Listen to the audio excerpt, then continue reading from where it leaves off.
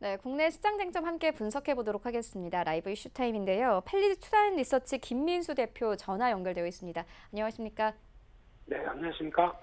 네, 한국은행이 어제 올해 경제 성장률 전망치를 하향 조정했습니다. 올해 우리 성장률이 글로벌 금융위기 이후 10년 만에 가장 낮은 수준까지 추락할 것이라는 의견도 나오고 있습니다. 배경 어디 있다고 보십니까? 네, 배경도 배경이겠지만 참 어처구니 없는 얘기들이라고 봐야 네. 되겠죠. 이 정도로 시장이 경제 성장 동력들이 떨어졌는데 좀 많이 뭐 했나라는 생각이 들 수밖에 없는 상황이라고 봐야 될 것 같고요. 그만큼 한국은행도 마찬가지겠지만 정부도 여러 가지 성장 동력을 회복하기 위한 노력들을 좀 많이 해야 된다는 반성과 질타가 같이 엮여져야 되지 않을까 생각되고 있는데 그러니까 이번에 한국은행에서 깜짝 금리 인하를 단행을 했습니다. 솔직히 실기라고 봐야 되겠죠. 벌써부터 해서 뭔가 어떤 변화의 요인들을 가져갔어야 되는데 늦었지만 지금이라도 어떻게 보면 다음 달에는 또 인하를 해야 되지 않을까라는 정도로 바라보고 있는데 시장 반응은 그렇게 썩 탑이 않습니다. 어제 낙폭을 줄이려는 시도가 나왔다가 다시 주저앉는. 물론 일본이나 중국이 어떤 주가가 1%대로 내려가는 모습들이 나오다 보니까 그에 따른 파장과 함께 영향을 받았다고 하더라도 그래도 그동안 국내 증시는 어떻게 보면 좀 많이 정체나 하향화되었기 때문에 오히려 좀 올라와도 누가 모를 사람이 없지 않나라는 생각은 들고 있는데 그렇다고 하더라도 지금 이 통화 정책 가지고는 한계가 있을 것이다. 이렇게 많이 떨어지고 있는 여러 가지 침체된 분위기 쪽에서 통화 정책뿐만 아니라 이 재정 정책까지도 같이 강하게 들어가줘야 된다라는 어떤 시장의 절박함도 어제 보여줬지 않나라고 생각이 들고 있고요. 그래서 어제 중요한 부분들 쪽에서는 이제 경제 성장률 전망치가 하향되는 부분들, 물론 지금까지 벌써 1년 작년부터 계속 한 5번 정도까지 계속 하향되다 보니까 어디까지 떨어질 것이냐라는 쪽이 더 높은 부분이고요. 그러다 보니까 기존에 한 2.5%대에서 2.2%대, 아마 2%대도 올해 성장하는 거는 좀 힘들지 않을까로 보여지고 있는데 왜냐하면 벌써 1분기에는 마이너스 성장률 0.4 정도 마이너스로 기록을 했었죠. 그러다 보니까 2분기 성장률에 대한 예비치가 다음 주에 발표가 될 걸로 보여지고 있는데 여전히 만약에 또 마이너스권으로 나온다라고 하게 되면 우려감이 또 상당히 커질 수밖에 없겠죠. 그렇게 되면은 아마 조금 더 8월 달도 추가 금리 인하가 들어갈 수 있다라는 또 하나의 지표가 될 수 있지 않을까 생각되고 있는데 특히 더 심각한 거는 저희가 보통 잠재 성장률이라고 그러죠.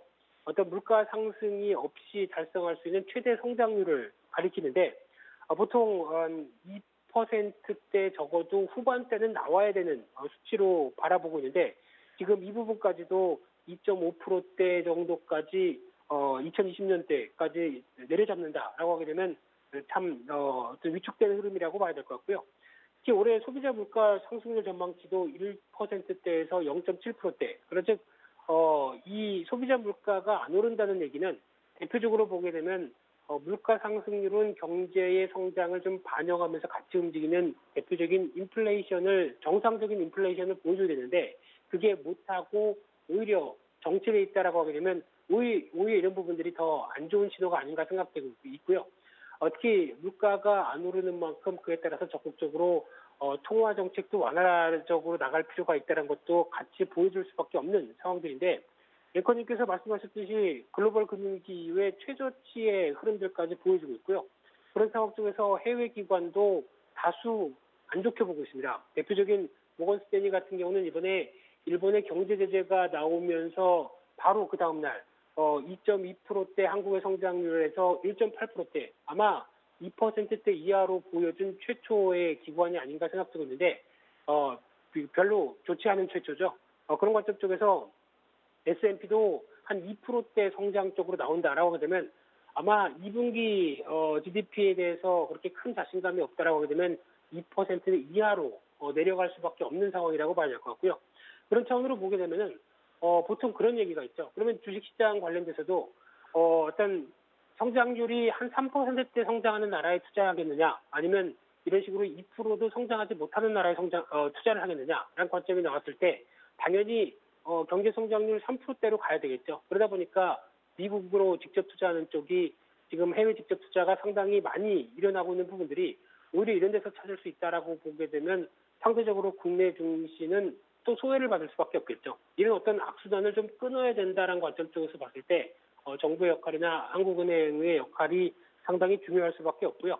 오늘 같은 경우도 국회 본회의에서 추경 예산안을 통과를 시키는 걸로 예상되어 있는데 지금 어제 나왔던 어떤 어떤 대통령과의 여러 가지 회견들을 통해서 봤었을 때는 이번 오늘까지도 국회에서 통과는 어려울 것이다라고 바라보게 되면 일단 이런 부분들도 상당히 좀 압박이라고 봐야 될 것 같고요.